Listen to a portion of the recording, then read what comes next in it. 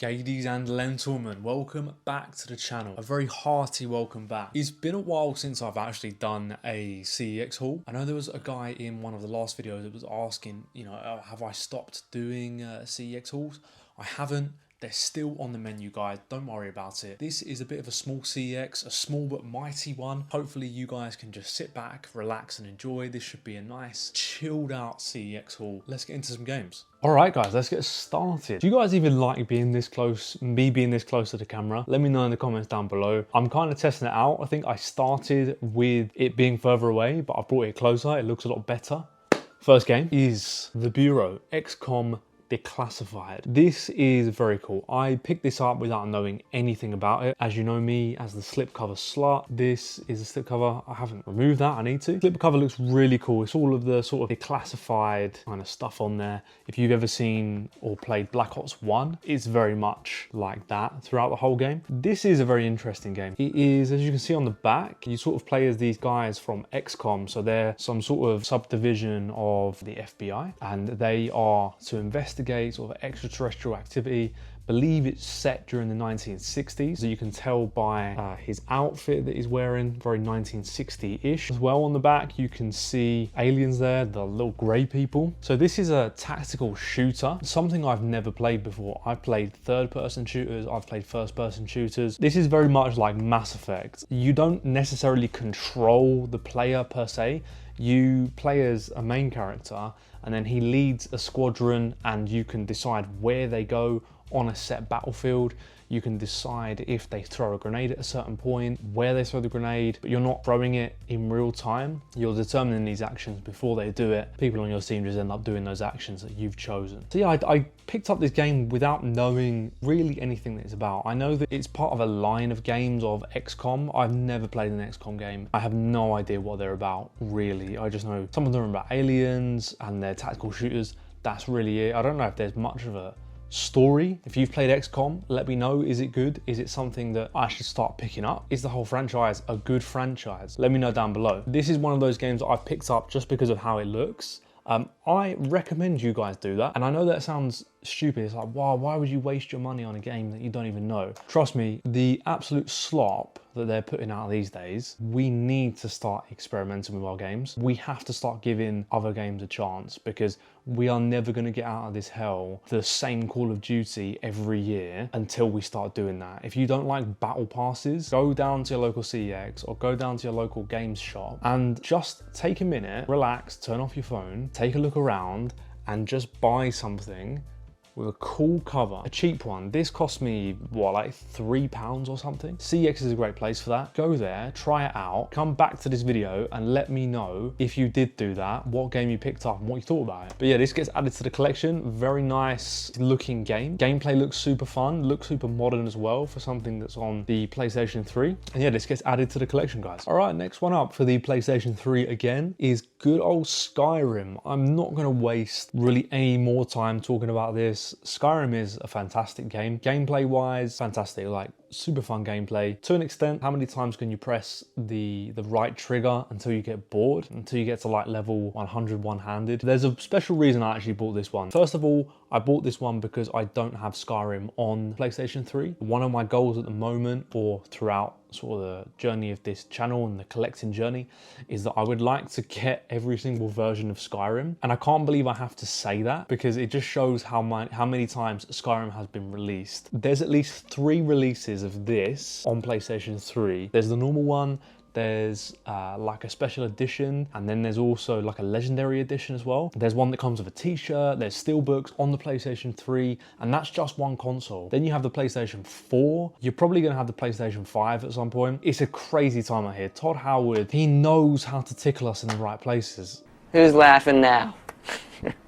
He really does. But the special reason I bought this game, if we take a look inside, we pull out this lovely looking manual. I've got to say as well, this case is in such great condition, like really, really nice. But the reason is I just came across this and I opened it up. This was the first one on the shelf. And obviously it comes with a Skyrim map. On camera, you possibly might be able to tell, but I have a backlight there and there's no glare coming off it. So you might ask yourself, Kieran, what kind of mysterious material is this made out of? Well, fellow viewer, I will tell you. So this, I don't know what material it is made out of. It's like a mat, almost like a tapestry. If I put that close to the mic, if you can hear that, hopefully. Yeah, this is just a very cool material, very nice quality paper. And this has come in just like the normal PS3 Skyrim game. This is not a special edition. This is just your bog standard one. So, you know, when I first got Skyrim, I got it on the Xbox 360 and mine came with a normal sort of magazine style paper map. I've never heard of a map like this coming with just the normal edition. Perhaps this is like something rare, or maybe somebody accidentally switched over their maps between sort of a special edition version of the game and this base version of the game. But hey, I will capitalize off someone's stupidity of swapping the maps over if that's the case. This is one of the main reasons I bought it. I don't think I'll ever do anything with it. Maybe I'll one day frame it because it's actually very nice paper, but who knows? All right, next one up, guys. Number 3. I don't usually buy games for this console, but when I do, they are bangers. This is Mario Odyssey for the Nintendo Switch. I actually bought this for my Japan trip that I have been back from for about 3 weeks now. I'm severely depressed. Please send help. I really, really want to go back to Japan, like really, really badly, like more than I want to breathe sometimes. What a fantastic country. If you guys really want me to do a video on it, there's like insane gaming stuff over there. I've got a few videos. I didn't go over there with the intention of filming, but I did capture some stuff. So if I was to make a video, it would be around gaming, but that wouldn't be the main focus. It would be more of an overview of what I did. If you guys want to see that, let me know, and I'll definitely do just a Japan video and see how it goes. Back to this. Mario Odyssey it's a really cool game. I haven't completed it. I basically bought it for like the plane ride, because the plane ride to Japan is, what, we had a layover, so it was about 18 hours. Very, very long flight. I didn't play it the whole time. I did play a lot of it. It's a really good game. For a Mario game, it's very, very good. Very creative. As you can see, Mario is throwing his hat. What you do in it is Bowser obviously steals Princess Peach. In this one, he's trying to marry her. He's going around whatever the world is in Mario. He's trying to marry Princess Peach, and he's going around the world and he's stealing stuff like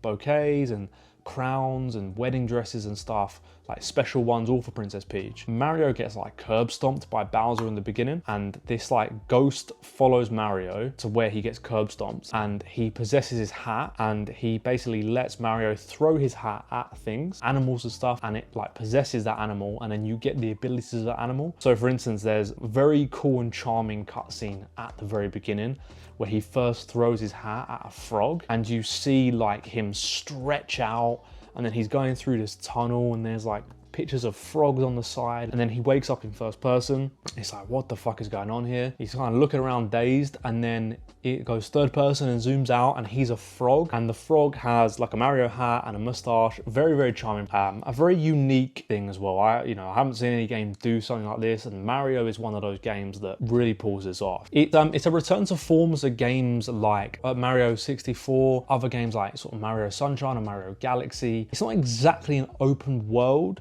but it's more open level design. It's a very cool game. There's a lot of people's favorites is when Mario goes to the city. I haven't got to that bit yet. I'd really like to, because I really want to experience that. Mario in the city wearing like a mafia outfit looks insanely cool to me. As well, like you can possess really cool types of animals. You can possess Goombas, it's like a T-Rex, and go on a massive rampage. The bullet bills, and you can fly around. It's really cool, very creative. I do find it a bit too easy. The boss fights are literally like a 3-hit system.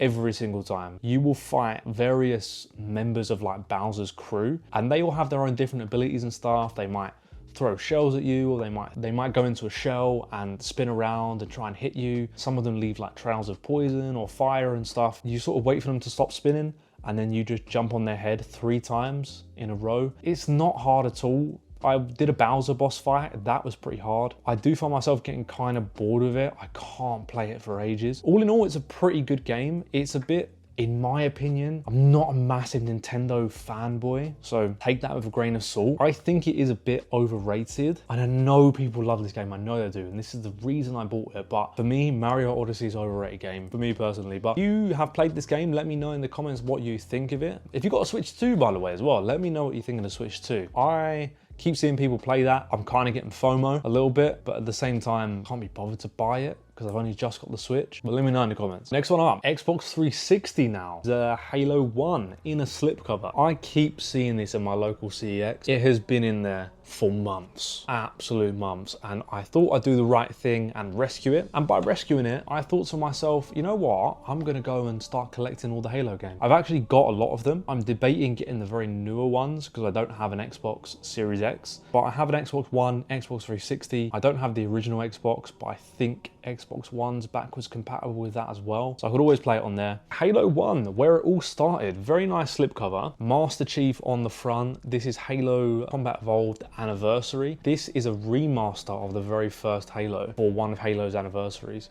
and they brought it out on the Xbox 360. On the side, if you can see that, it's blue. On this side, it's green. I mean, my history in Halo it's not as deep as a lot of Xbox 360 gamers out there. I did play a fair bit of Halo. I was more of a Call of Duty guy. A lot of my friends were into Halo, but I had a PS3 at the time of when it was really big. I used to love playing Forge mode with one of my best friends from school on Halo Reach. That was one of my favorites. We used to just fuck around. I think we used to like jump in a Warthog and try and drive it off the side and see if we could survive and stuff. Just stupid stuff like that. And that was at the time when Minecraft and stuff was really massive on Xbox 360. It was so cool to have a creative side of Halo, especially because it's a first-person shooter. I'm sure tons of people made their own levels on that game and they were like incredible. I never got the chance to see them, but I really enjoyed Halo Reach, and I'm really looking forward to delving into where Halo first started. I haven't read the back of any games this whole video. This shows how out of touch I am. I need to get back on these. So, Heroes Never Die. Halo Combat Evolved Anniversary is a spectacular remastering of the very first Halo game's battle between Master Chief and the Alien Covenant, mysterious Forerunners, and terrifying Flood. Breathtaking new graphics and 100% faithful gameplay deliver all the mystery and adventure of the original, along with a huge list of upgrades and new features, including new graphics in HD and 3D, co-op play over Xbox Live, 6 classic multiplayer maps reimagined, brand new firefight missions, new challenges, enhanced story, and more. Here's a quick glimpse of the back for you as well, if you guys want to get into some kind of nostalgic territory. Master Chief is one of the most notorious video game characters ever. I am very happy to have this in the collection, and I'm very happy it's a slipcover. I don't have any slipcovers for the Xbox 360. I'm very surprised that people have been passing this up. This was very cheap. It's in very good condition. I'll show you this here. I mean, look at that glare. Do you see any scratches, guys? I don't. Money well spent, I'd say. For a good game, money well spent. Oh, and last one up, guys. This is a bit of a chunky one. This is The Witcher 2, Assassin of Kings, Enhanced Edition on the Xbox 360. You can see it's come in a slipcover because it has a couple of goodies inside. I'll read you the back first. Now that I've reminded myself, I'm gonna do it first of all. A true hero forges his own story. Geralt of Rivia is a witcher, a professional monster slayer. Abandoned as a child, he was subjected to rigorous training and mutation. A time of untold chaos has come. Mighty forces clash behind the scenes in a struggle for power and influence. The Northern Kingdom mobilized for war, but armies on the march are not enough to stop a blood conspiracy. Someone is hunting crowned heads. Every assassination attempt intensifies the chaos, and might truly does make right. Cruelty and violence become the daily fare. Boom! That was actually a pretty sick reading. I'm very proud of myself for saying it like that. Witcher is one of my favorite games. The Witcher 3 Wild Hunt. Absolutely phenomenal game. Probably one of the best ever DLCs I've ever played in a game is the Blood and Wine DLC. Oh my God. If you ever want a fantasy game with like a fairy tale touch, with The Witcher 3 Blood and Wine, it has you covered. It's so fucking good. The Witcher 2, I've never heard anyone talk about. The reason I got it was one, because it comes with some goodies in it, and you know I'm a little gremlin for some goodies. And the second reason I bought this was because I actually thought this was only on PC, and I thought that I would never get a chance to ever experience some of the older Witcher games. From gameplay, it looks aged compared to The Witcher 3. I don't know much about the story. From what I've read online, Geralt has been accused of murdering a king. He then like explains it to one of the guards. That guard is like secretly working for somebody, and he lets him out of the prison. And then him and Triss Merigold, who's like a sorceress in the Witcher world. She's a very main character throughout the whole series and the books as well. So them three break out of the prison, and then they basically go on this crusade of trying to find who assassinated the king. Because of that assassination, like it's cascaded into like massive war. You've got the whole thing of trying to find an assassin, Geralt being a monster hunter, so there's elements of that inside. There's people hunting him down because they think he assassinated their king. Wars going on, so villages that you go to are going to be affected by that. It seems like a very cool world to step into. There's a lot of layers to it. Since I was a fan of The Witcher 3, I will likely be a fan of this. I'm very excited to get into The Witcher 2. So first of all, we have the game.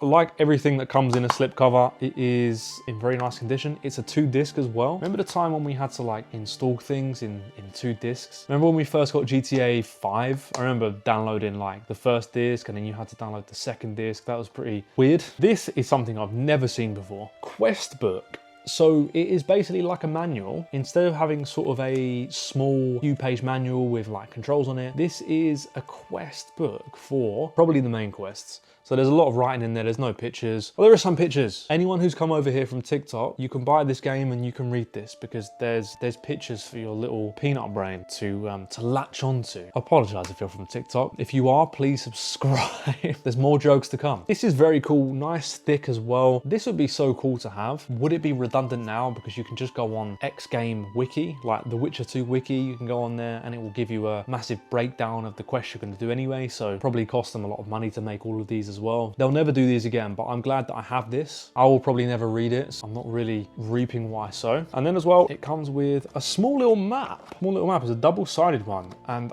there's some ladies' boobies on the back, which I probably can't show on YouTube. So I'll keep you looking at this side. So this is a zoomed out picture of the play area, it looks like. I'm gonna put my fingers over the women's boobies. Any children? Yes, I did it. Any children that are watching? Oh, there was some on this side. Don't report me, please. So this is the other side. It's more of a zoomed in version of the map. Awesome. I do love a map. Any fantasy game that comes with a map, certified banger. Any fantasy book that comes with a map in the front, certified banger. I love reading fantasy and then they reference a place and I go back to the front and I try to find out where that place is in relation to where the characters are. Is that just me? You do find as well though, like with anything that's on the outside, you do find these slip covers do get really knackered. Like that side there is just creased. It's not a problem for me. Slip covers are supposed to get battered anyway, just to keep the game safe. Oh, and guys, before I forget, I wanted to show you an update on the collection and the bookcase. So here it is. So first of all, we're gonna put away all of these games here.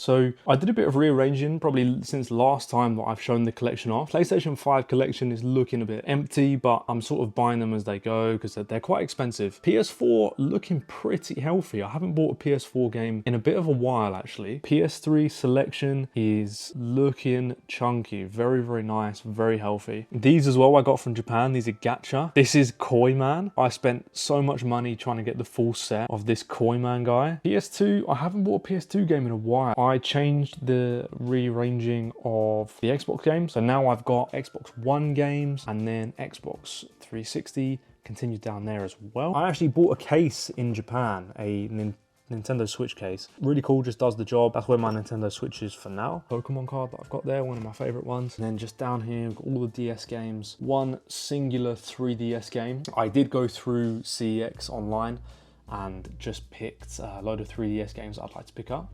And then my little Lord of the Rings shrine. Got all the books and all the film. Down here, not a lot has changed. Still the sort of 2 consoles and then also my headphones. And that's it. Oh yeah, then up here, some coffee cans from Japan. A couple of gachas as well. And then a Nintendo Osaka shirt. And that was it, guys. Thank you so much for tuning in. A very sincere thank you for tuning in, guys. I've really been enjoying doing this YouTube stuff. I absolutely love when some of you guys leave such nice comments, such detailed comments some of you guys leave. You know, I really love connecting with you guys just over a screen. Hopefully you don't see me as like not a real person. I try to be as genuine as possible. And you know, every time I leave a comment to you guys, I do take a step back from what I'm doing. I do try to write back and answer everything that you've said. So thank you so much. I'm waffling and spewing out stuff. Forget about it. Anyway, so thank you guys so much for watching. Subscribe down below, leave a like, and I'll see you in the next one, guys. See ya!